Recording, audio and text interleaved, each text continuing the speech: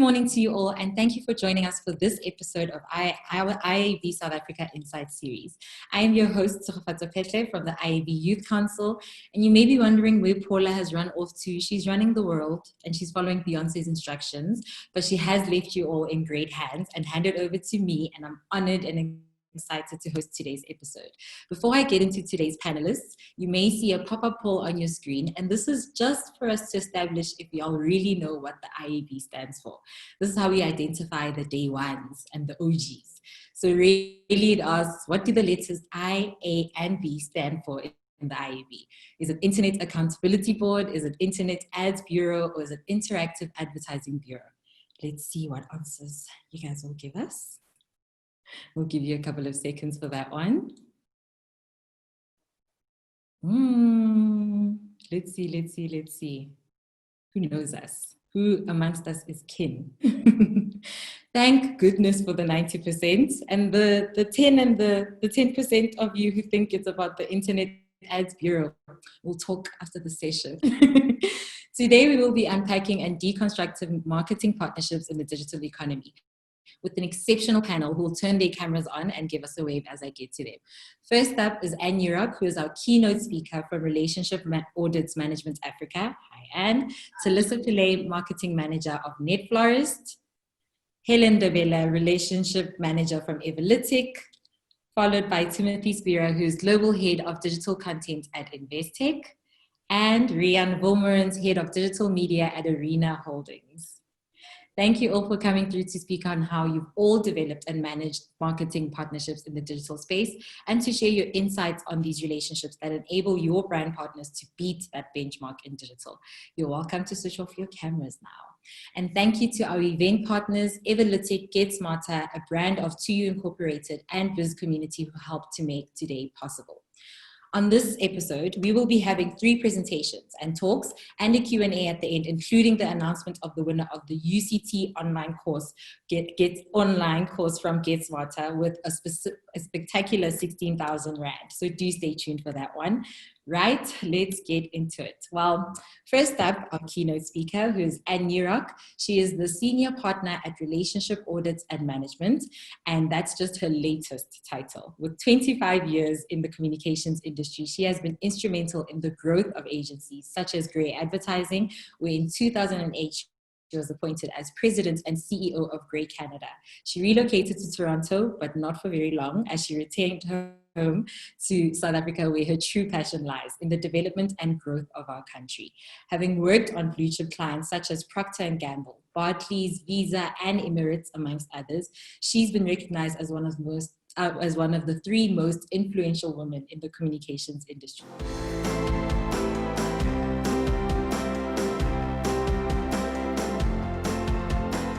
Next up is Tshegofatso-Phetlhe and Helen Ndebele from NetFlorist and Everlytic, respectively. They will be giving us a snapshot, if you will, into their partnership as marketing and relationship manager, especially amidst COVID-19. From how they worked on meeting one another on their objectives, their strategies, and how effective that collaboration has been in navigating that past and present in this better world we're in. I welcome Helen and Tshegofatso. Please turn on your microphones and take it away. Thanks so much, Tshegofatso. So as she said, I'll be presenting today on NetFlorist and the email revenue that we've had amidst COVID. As everyone knows, level 5 of lockdown closed the doors of many businesses, ours included. And in order to survive, we had to find a way to pivot as quickly as we possibly could. And we saw it as an opportunity to use our existing infrastructure to start delivering fresh fruits and vegetables. We realized there was a need for fresh produce to be delivered as a next day service, if not the same day service, whereas most retailers could really only deliver it within perhaps a 2-week period. The problem though was how to market this. We definitely didn't want to be spending crazy money on acquisition, especially in such unprecedented times. We had turned off most of our advertising just because we didn't know how long the lockdown was going to last for and what the impact was going to be on the business and the industry as a whole. So the answer was what we always use, is email. It felt like a no-brainer to us. We've got a database of over 1.6 million people, And our strong relationship with Investec gave us the opportunity to launch these campaigns very timeously. It was all hands on deck, and with 3/4 of the Neflar's workforce on short-time contracts, we needed the additional assistance, and they were happy to provide it. So our first email went out on the 2nd of April. Thereafter, it went out every single day, except for 2 weekdays as well as weekends. And this is really what our emails look like. They were very basic. They were very simple. It was quite difficult at first to try and communicate. How do we tell people that we're no longer selling flowers, but we're now selling fresh produce and laundry detergents and everything else? So it wasn't an opportunity for Neflar's to have that famous tongue-in-cheek. We needed to keep it simple. We needed to keep it short and sweet and get right down to the point. And here's the interesting part. So unfortunately, I can't divulge too much revenue information. Neflar's is a private company. But what I can do is share this information with you. So on the left-hand side, you'll see the dates that we sent emails. You'll see the subject lines that we use, as well as the overall conversions from this particular email. And in total sales on the day, that came from various avenues. It came from direct traffic. It would have come from, if you're organic traffic, it would have come from affiliate campaigns that we still had running. And then the revenue percentage of email in comparison to total sales for that particular day. So you can see the first email, we had 36% of our revenue generated on that day coming through from email. And while the overall revenue generated from email is quite high, it's quite interesting to always play devil's advocate and ask, what was it when we didn't send an email? And I've highlighted that here on the right-hand side. It's also very important that when you want to A/B test, if we can call it that, that you look at everything as equally as you possibly can. So what I've done is I've highlighted the weekdays in yellow. And you can see that we had on the 3rd of April, 770 sales on a day we didn't send email. And on the 10th of April, 1,049 transactions on that day when we didn't send email. And that together, as an average over both these weekdays, comes in at about 910. But if you look at the overall total sales average, on days we did send email, it was 1,795. So quite a big variance of when we sent an email versus when we didn't. And if that doesn't prove the impact of email in our business amidst lockdown, maybe this would. So this is a snapshot of the amount of sessions from our Google Analytics. It combines both desktop and mobile. As you can see, the #1 contributor to our sessions, to our traffic, is email. And I've decided to compare that year on year just to give you guys, play a bit of devil's advocate and to give you guys a good comparison of why my presentation today is about email contribution towards our overall revenue and our overall sales and traffic. That's 170% up. My circling tools aren't that great, but it's 170% up year on year. If we look at the next contributor, very far away at 93% up year on year, this is really just our SEO. And then direct traffic at 15%. So quite big variables between these three numbers. Now, while I could look at the stats and say, yes, sure, this was over lockdown, we were servicing a great need that lots of people had, and there was great demand for it. What would these numbers have looked like outside of lockdown? And I have decided to share this information with you guys as well. So while Google organic traffic coming in at a whopping 215% and direct at 76%, email still very much a contributor at 50%. So these were taking August numbers into comparison, again, year on year. It makes no sense for us to look at numbers month on month because we're an occasional business. So we always look at these numbers year on year. And the reason why Google Organic is so high is not because we've been doing anything crazy. Well, we actually turned off our brand AdWords campaign and we started decreasing the amount of spend on AdWords. So my guess is that if we had not done that, that email would have been a far bigger contributor towards overall revenue in the month of August when industries were opened up slightly more. So some of the things that we do that I find works really well at Neflar's, and I'm hoping that some of you will be able to use it as part of your takeouts from my presentation today, is we use very catchy subject lines. If I just roll back to one of the earlier slides, we love asking questions. We love using names or personalization in subject lines. We love asking, like I said, love asking questions. If you want free Lindt chockies, don't forget about mom. We try and play on the emotion as much as we possibly can. And we find that works really well with our open rates. We see consistency across them. And then we segment our bases. So we continue to segment across gender, males, females, and generic. So I would fall into a generic base because I've got an uncommon name like Felissa. And what each email has is males act very differently to females. I'm sure everyone's seen the meme of when a man has to go to a grocery store to pick up milk and he just goes straight to the milk aisle versus when a woman does it and there's that whole zigzag line. So we find that the same is true on email. Males just want to have the information readily available. They don't care about the emotion that we use on email. It needs to be short and sweet and very much to the point. The same in subject lines, where females prefer a much longer email. We see heat maps going right through to the bottom, and they don't mind the fluff. Also in the way we target. So most of our males are targeted according to females, and on females, we love to use the emotion, bringing friends into play, bringing family members into play, and then bringing significant others in as well. The third thing that we do is we optimize for MOBI. So not many people know this, but the NetFlower site is actually an adaptive site. It sits completely separately to the other. So it's quite important that we make sure that all our emails have been optimized for MOBI. About 70% of our emails are opened up across MOBI devices. So it's important that we don't have too long an email. It's important that our gifts are playing correctly and that they aren't too big for when we do use them. And it's also quite important that our click-throughs are going through to the correct pages just to make sure that we're optimizing that conversion rate as much as we possibly can. Another key takeout for me is using personalization where we can. So I've highlighted on the right-hand side of my slide where we use it, I think, quite strategically. So this is a reminder email to say that Thokozane's birthday is coming up soon, and we've pulled her name into the body of the email. So it's now sitting on a personalized gift. So you know when you see it, it's like, oh, okay, that's tugging a bit of a heartstring. It would be quite nice if she received something that looks exactly like this on her special day. And like I mentioned earlier, we like using personalization in the subject lines as well. And then life's too short to not use fun call to actions. I think, you know, the days of shop now, view range, it's so old.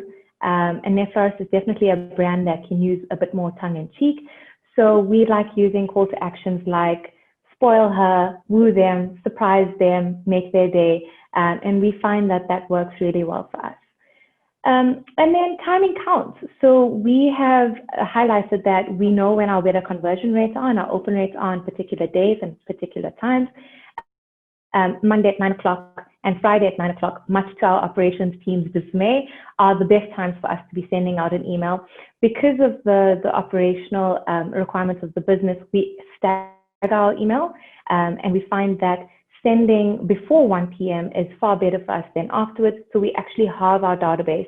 We send about 800,000 on the first day and then the other 800,000 on the second day. If we've got an occasion upcoming, there's no way we can control that traffic. So we then just send the email on the full day.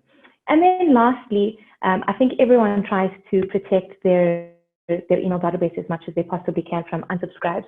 And I think what we do really well is having email exclusive offers, crazy offers. I mean, today we've got St. Joseph's lilies selling at 99 Rand a bouquet. And, you know, if you know NetFlower as well, you know that that's not the average basket value of gifts on our site, or flowers for that matter. And that is only privy to our email database. And yes, that is it from me.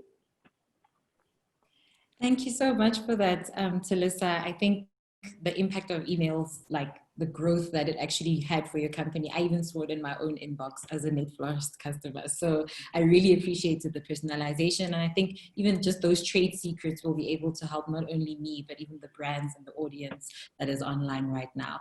So now we will be introducing our second poll just before we get into a Q&A with Helen and Talissa.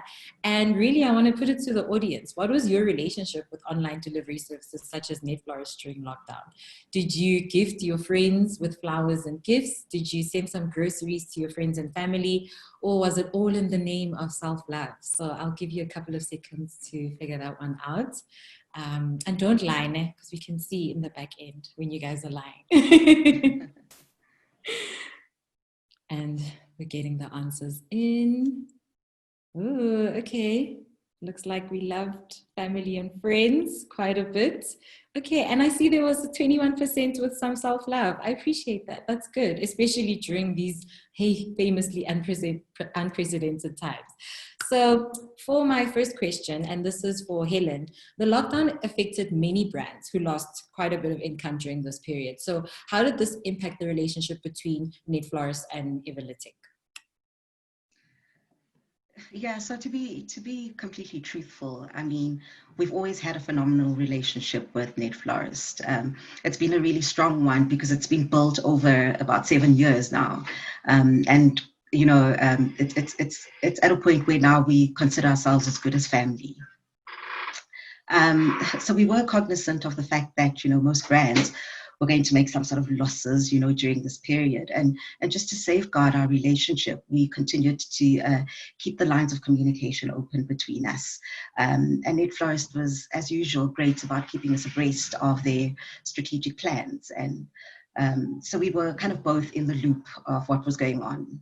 And so we didn't have like huge impacts on our relationship during the downtimes.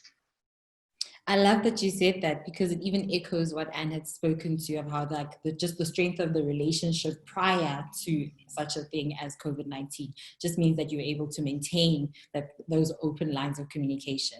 And so Absolutely. for Talissa, understanding that Netflorist is a seasonal business, how did the switch switch to grocery and fresh produce change the way you communicated? And how did it actually start challenging your existing strategies? Geez, Tshegofatso, so it changed it tenfold, because for the first time in our business, we were speaking to our customers as the receivers of our product, whereas normally our customers and our recipients were quite different. Hopefully they were different people, unless it was the self-love that you were referring to earlier in the polls. But yeah, it changed the way we communicated. We now needed to be very clear with our communication. We were suddenly doing a massive strategy change. People needed to understand that it needed to have been kept very simple. We needed to lay out terms and conditions, you know, as forthrightly as possible. We had to tailor our copy, tailor our information. We had to change our transactional communication as well. So it was quite a big change for us.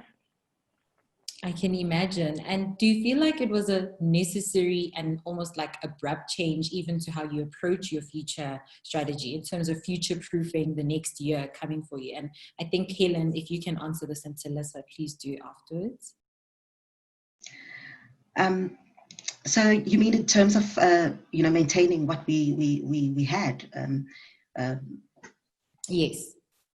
Yeah, so essentially what we did was just remain available to our client, you know, and though we were still working remotely, we remained as accessible as we possibly could, you know. So yes, we did the whole Teams meetings, the emails, and heck, whatever else it took, you know, whatever else we had at our disposal, Talissa and I and the team would use.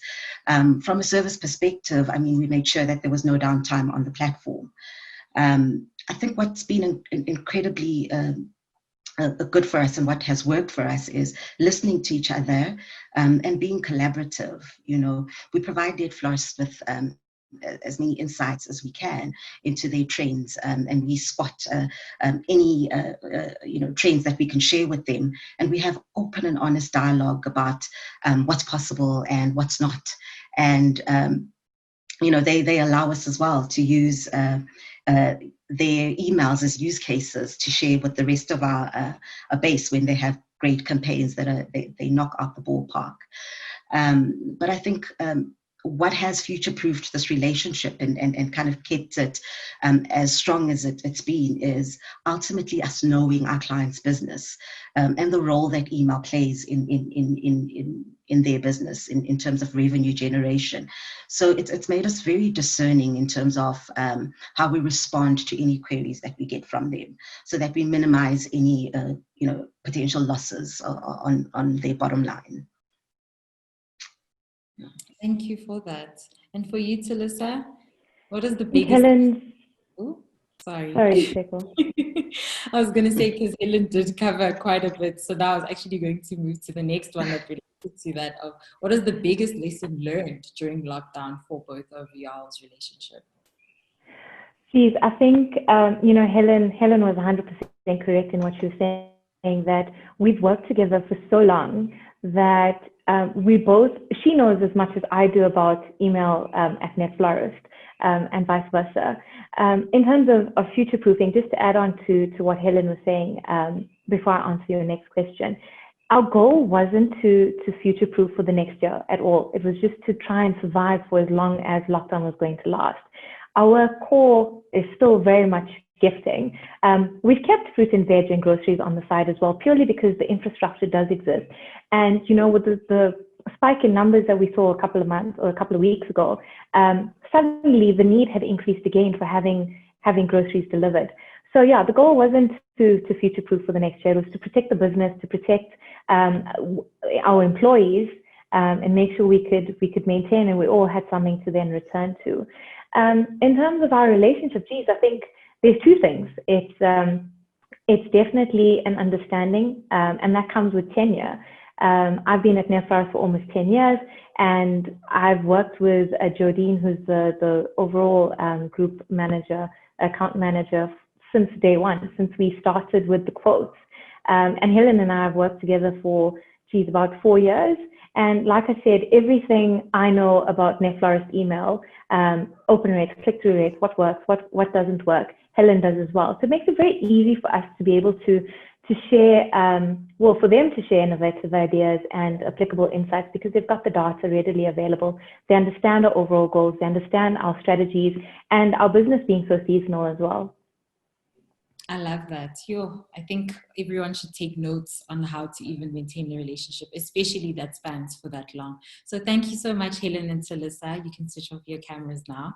And I guess I'll put it even to our audience of what was your main channel used for marketing communications during lockdown? Was it email? And you'll see a poll pop up onto your screen. So was it email? Was it email and SMS? Was it Google and or social advertising? Was it display and video? Did you stop completely, or did you use other means? So I'll give you a few seconds for that one.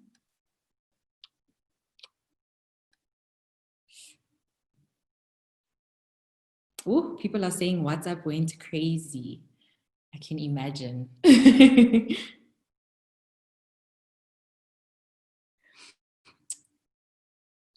Yep, email was still the very, very oh so strong contender and other. So thank you so much for participating in that one.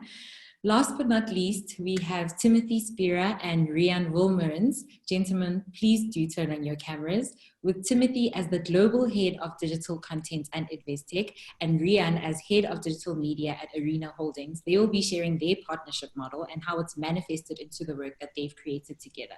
Timothy has led many a digital team in media across spaces like ENCA and Fin24, and Riaan, having worked in both print and digital editorial roles on publications such as Business Day, Mail and Guardian, and Financial Times, I think we're going to get a wealth of knowledge here. So thank you for joining us, gents. I'll hand on over to you. Thank you, Tshegofatso. Good morning, everyone. I'm here today speaking on behalf of Arena Holdings, which I'll say a bit more in a second. But please note, I am talking on behalf of all publishers. I'm going to be flying the publishing flag high today, because I think what we're going to be talking about today is something that is important and valid for all publishers. And I've seen in the list of attendees today that there's a number of my colleagues from our other publishers. So I'm hoping that this is a message that will resonate with everyone. So today we wanted to talk a little bit about publisher partnerships with our clients, especially in terms of content marketing.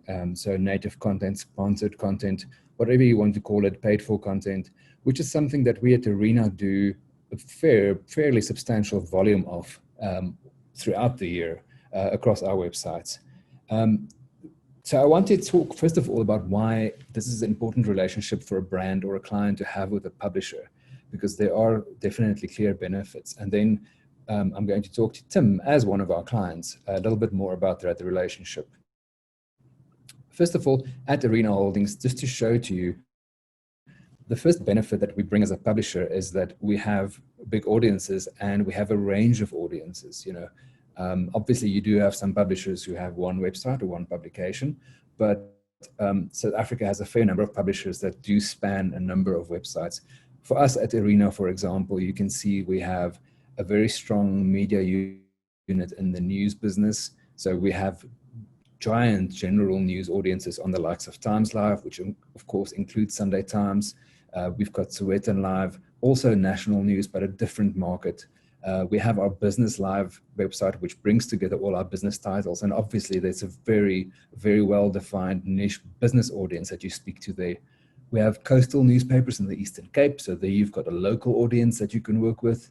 We have Vrye Weekblad, which is our Afrikaans title that we launched about a year and a half ago, which is going quite well. So there's an Afrikaans niche audience available. We've got Wanted, which is all about luxury. That's aimed at the people who earn more than probably most of us on this call. But, it is a niche audience that's very valuable to some marketers. So immediately you can see these are the audiences we can speak to as a publisher. These audiences are already made on our side for a client.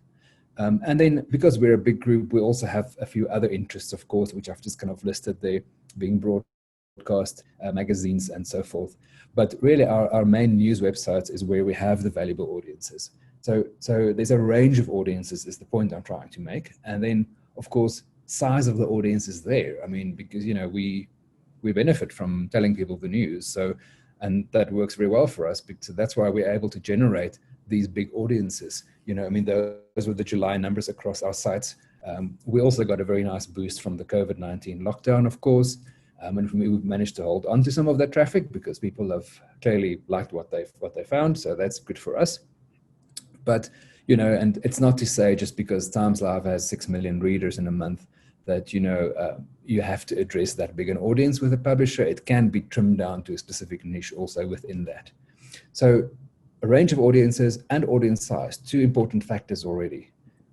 Secondly, really, if you want to do content marketing, why not speak to a news publisher? As it says there, it's literally what we do for a living. It's what we breathe every single day. If we don't produce good content, we fail in our jobs as publishers and we will literally lose our readers. It's as simple as that. And we'll have to close our titles. So we spend a lot of time figuring out what makes you click on a headline. We know when you open that email in the mornings, in our case, it's news emails typically and our catchy headlines are the news of the day. We know what you like to click on and what not. We know what you like to read, how you like to read your article. We know how to keep your attention when you're reading something. So we can bring all that experience to bear on content marketing also. And of course, in this context, just to highlight that, we are talking obviously about written articles, but it does span every other kind of content also, being video, audio, social, infographics, even as you can see on the screen. So it's not just written articles. There's a lot of opportunity to work across media. And then when you do a kind of native content with a publisher, why is it a good idea? So we've really come a very far way from the old days when advertorial in print meant that a client or an agency booked a 30x6 column space in the newspaper. They sent in whatever old garbage was being pasted into that space, and no one ever knew if that was even read by anyone. The only stats they had to go on was the paper was circulated to 50,000 people, so therefore the assumption was that 50,000 people saw your advertorial. But there was no way to prove that. There was no way to show were people actually interested in what you had published. So digital, of course, as you know, changed all of that because we can measure every single thing in so much detail. So the lessons we've learned on our side with native content is that if it's good enough, readers will read it. It doesn't matter if something is labeled sponsored on our websites. We spend a lot of time trying to really craft such content into something that's completely acceptable to read to our readers. We always say that sponsored content must inform, educate, or entertain our readers, just like our own content does. If it doesn't do that job, then it's not good enough. And when it is good enough, people will read it. It's as simple as that. Secondly, for the brand, it means you have so much more opportunity to say a lot more. I mean, obviously you can imagine the range of topics and the range of approaches you can take through content that you can't convey in a simple banner ad or even a television ad for that matter.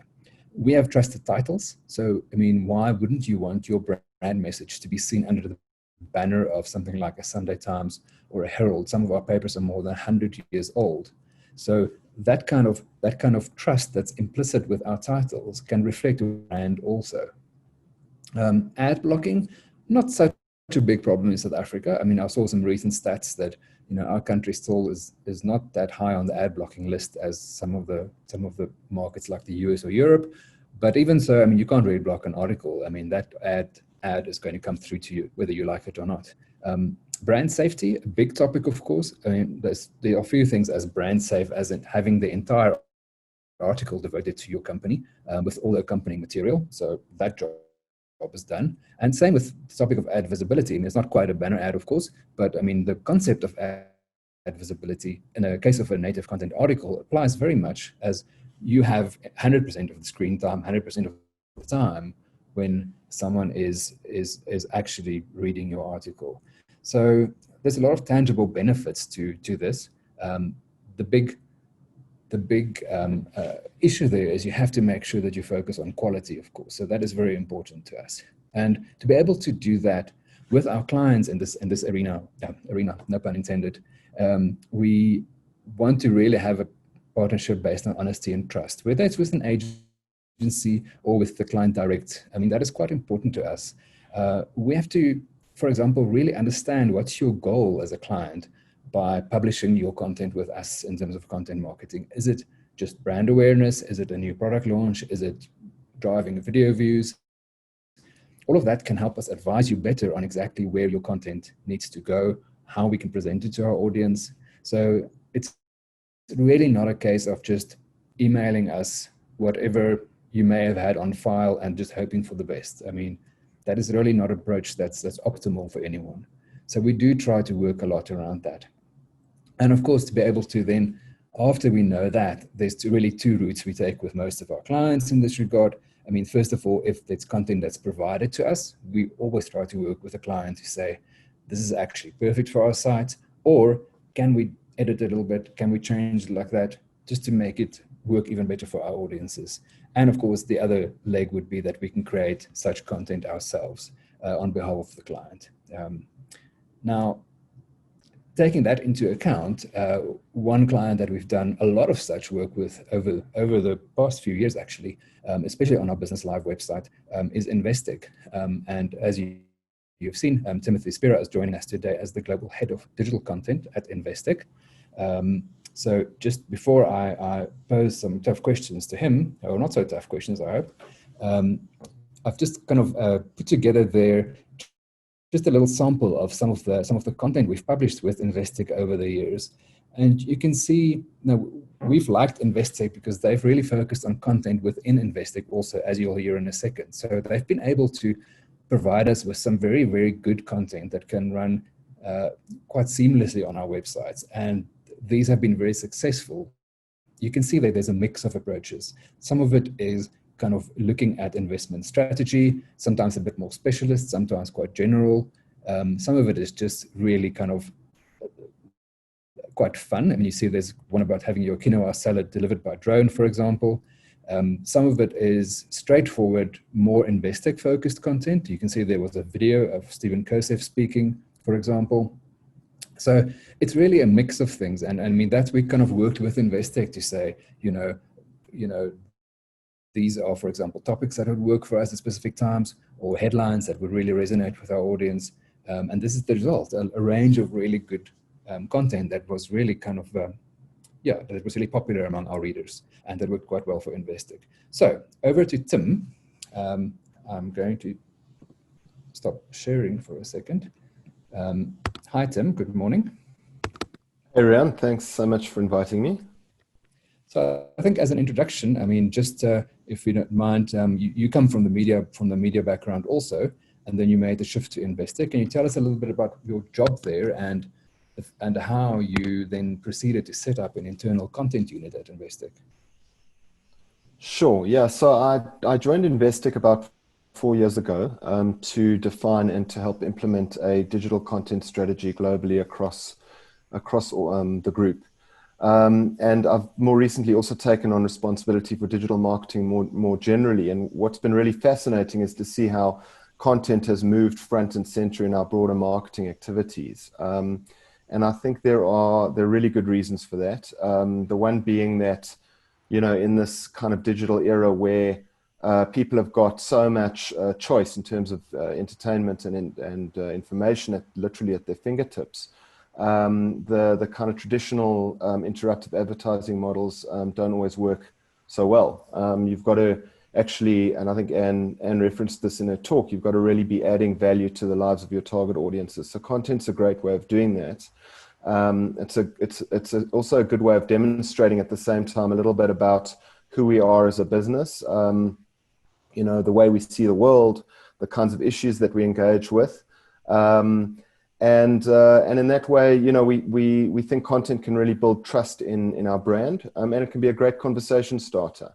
So that's I guess a little bit about the why. I suppose I should also add, just in terms of that conversation starter, maybe throwing in a stat which might be of interest, is that we've got a content hub called Focus, which we might discuss a little bit more later on. But we've seen that users of our website that have visited Focus and interacted with our content are between 30 and 50% more likely to complete lead forms on our site. So, you know, that's a great stat for us. And then, yeah, I mean, I suppose at a very basic level as well, it's a good way for us to understand what it is that our audiences are interested in, and to keep us curious about those topics. So, I mean, I'd like to ask you about your publisher relationships, but before that, just give us a quick idea of your content team, how it works, and perhaps an idea of what kind of content you produce now. Sure. So maybe I should start with the content, the types of content that we produce. You know, like you, as professional publishers, we produce content across a broad range of media. It's art, text, articles, videos, various formats. Lately, we've also been doing a lot of webinars. That's something that I think has really ramped up with the lockdown. Ironically, it's actually become easier because, you know, whether you're speaking to like Tshegofatso-Phetlhe down the road or a leading investment manager in New York, they're all a click away, and they're all very comfortable now with these channels like Zoom or Teams. But whatever content we produce, the key thing is that we always start with the audience in mind. So anything that we produce has to be relevant to our clients or prospects. It has to be on a topic where we have authority. That doesn't mean, as we saw in your deck where you showed some of the content that we've produced with Arena or run on Arena, it doesn't always have to be about finance or investment. We do a lot of work, for example, in the sustainability space. So we write a lot about that. And as a financial partner, we've got to have a broad understanding of what's affecting our clients in the various facets of their lives. And then I think the third thing is it's really got to be differentiated. It's got to be different from, you know, this overwhelming volume of content that's already out there. And that's where it's important to kind of bring Investec's own lens and hopefully a unique perspective. But then in terms of the second part of your question, how do we go about producing content? We've got a core group of content producers in South Africa and in the UK. But it's really, in reality, it's a much broader team than that, because there are people producing content inside each of our different business areas, and each of them producing content for their specific segments. So we function a little bit like a media company with multiple desks in that respect. We've got diary meetings every week. We have a shared content calendar, so we can make sure that we're collaborating, you know, wherever we can, and that we are able to sort of sweat our content assets across different audiences, different geographies, and various channels. Right. So you've got quite an extensive operation on the go there. So why do you then still need to work with publishers? And what do you look for in such a partnership with a publisher? So yeah, it's a great question. I think I mentioned that we publish our content across a broad range of channels, and our media partnerships are a very key one from a distribution perspective, because of the reach that that media companies have. It's never, we'll never have that kind of reach on our own channels, and also because in terms of production, as you quite rightly said, this is what you guys do for a living. So where we're partnering with a media, with a publisher as a distribution partner, it makes sense to also really collaborate on the substance of the content, because it helps us to make sure that our spend is optimized and that the content is aligned to the audience's expectations, which really better than anyone. Oh, thanks for that. We like it when clients say those things to us. It affirms what we believe and what we know to be true about content marketing on our websites. So you've probably gone further with content than many of the other clients we work with, which is quite interesting. So can you maybe, as a last question before we can continue, tell us a bit about the lessons you've learned over the past few years following this approach? Look, I think the thing that springs to mind, actually, again, something that Anne said resonated, which is just being human, being authentic, being true to who you are and your values as a brand. Because if you're not, then people will see through that very quickly. And we know that publishing tools are very democratized in an age of social media. People aren't shy to point out the failings or maybe the hypocrisy in what you might say, and then that can end up doing your brand more harm than good. So, as long as you remain true to who you are, what you stand for, and the values that you have as a brand, I think that's really important. Another key lesson is, and I suppose it's related, is to watch the analytics very carefully, and also, not just the quantitative stuff. Look out for qualitative cues. Watch. Not just social media, but pay attention to direct channels, like in Investec's case, what we're hearing from our client support center, from our wealth managers who are directly in touch with our audiences all the time. That can really give you great insights into the kind of content that people are interested in. Great, thank you very much, Tim. That was really interesting. Tshegofatso, back to you. Thank you so much. It's not every day that we get to be a fly on the wall for a conversation like that. So the honesty and transparency that we learned during lockdown and just from your conversations, maybe never lose that. Thank you so much, gentlemen. And now for our final Q&A, I will ask all our panelists to please switch on their cameras, but stay muted unless answering your question. So first up, and this one is for Anne, could you share one main call to action that you would actually advise your fellow industry colleagues at this time to help foster great relationships that help to beat that benchmark in digital? Yeah, so my advice would be really to become a trusted advisor to your clients, to really understand their business and be able to provide business solutions to them through creativity. And again, just going back to that, and I obviously spoke about it, Tim has reiterated it about being human. I think that's really important, but it's that real understanding of your client's business so that you're able to provide proper business solutions through creativity.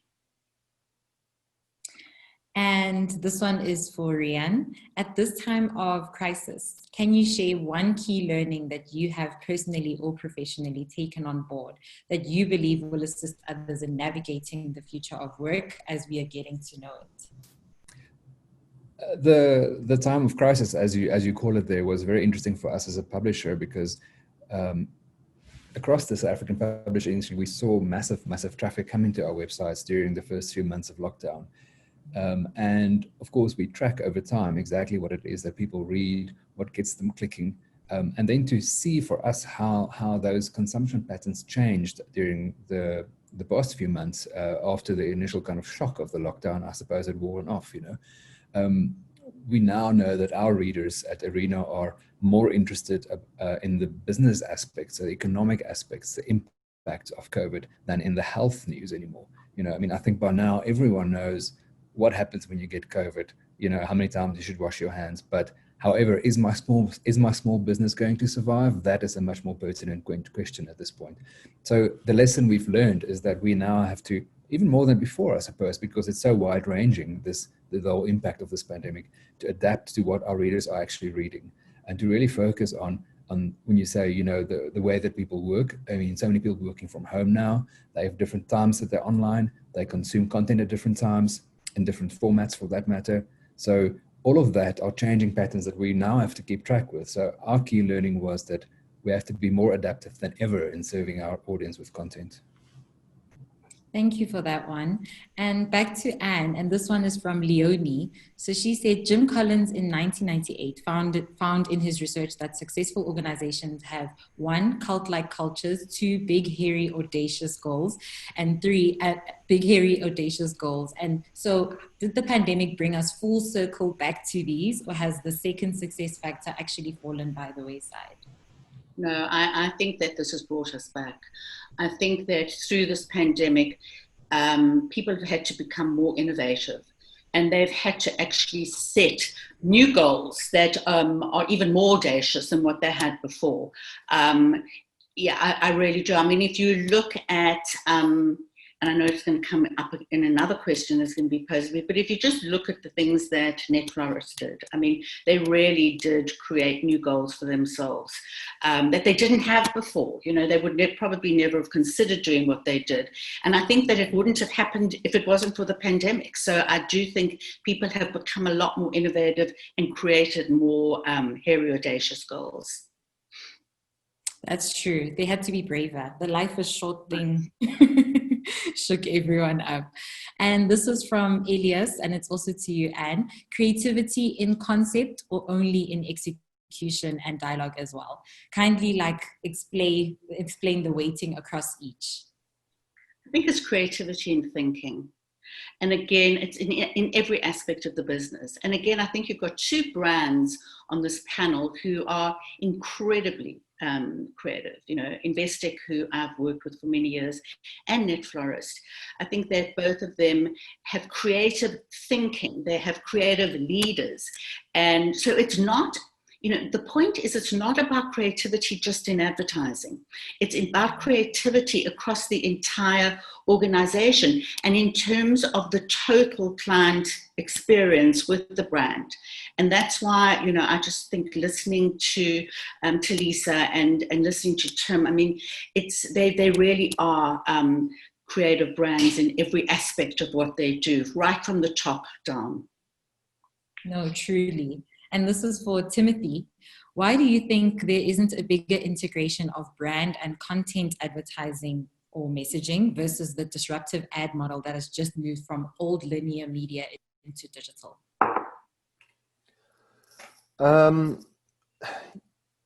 Yeah, I think that the trend is there. You know, I think if you look at a lot of the campaigns that have been running, a lot of the big brand campaigns that have been running over the last couple of years, and I'd say the trend has probably accelerated over the past 6 months during this pandemic. There's been a lot of content in the kind of more editorial type sense, backing up a lot of the brand advertising that gets done. You know, so you'll see the big brand ad, but there has to be something behind that. There has to be substance behind that, and in many cases, that's content. So, you know, I think it is happening. Change doesn't always happen as quickly as maybe we think it should.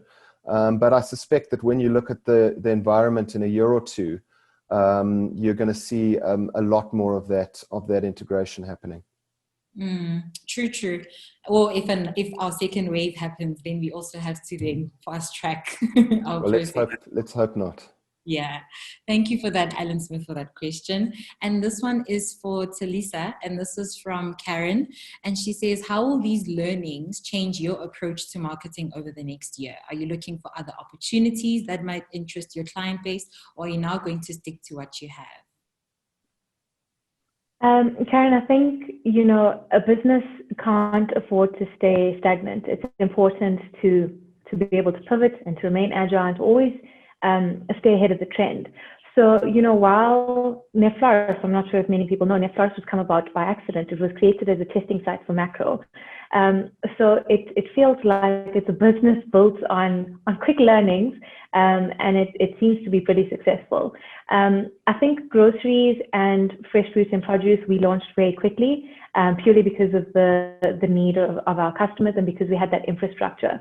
We've now got to go in and we've got to reiterate, we've got to renegotiate our terms with the suppliers in order to make it a better offering. But I think it's also important for us to stick to our core, and that's gifting. We don't want to step out too much from that, and it's to grow the gifting category. So, it's important for businesses to have different horizons. Neflaris Horizon 1 will always be gifting. A Horizon 2 will be to grow the gifting category. A Horizon 3 could be, I don't know, photo books and journals, but it's important for Neflaris as a brand to stay true to their core while still stepping outside and testing new waters. We're not a brand that's afraid to fail by any means. But yeah, as it stands, the groceries and fresh produce is still available on our site. And we've had sufficient time now to go back, to reiterate, to create more of a range and to definitely negotiate pricing with our suppliers. Thank you so much for that. And thank you to our panelists. I'd like you to just stay on camera while we get to the end of our session. And now we will announce the winner of the IAB Insights Online and Get Smarter bursary worth 16,000 Rand. So if all my panelists can do jazz hands, it'll be the equivalent of a drum roll. And the winner is Lenthan Manglia, who is an ad ops manager at MediaMark. Congratulations. So on that note, that's it for today's episode. Thank you so much to our speakers, to Anne, Talisa, Helen, Timothy, Riaan, and all those who join in. And on behalf of the IAB, I say a big thank you to our event partners, Everlytic, Get Smarter, the brand of TU Incorporated at Biz Community, who helped to make today possible. Have a beautiful end of the week and catch y'all on the next episode. Goodbye.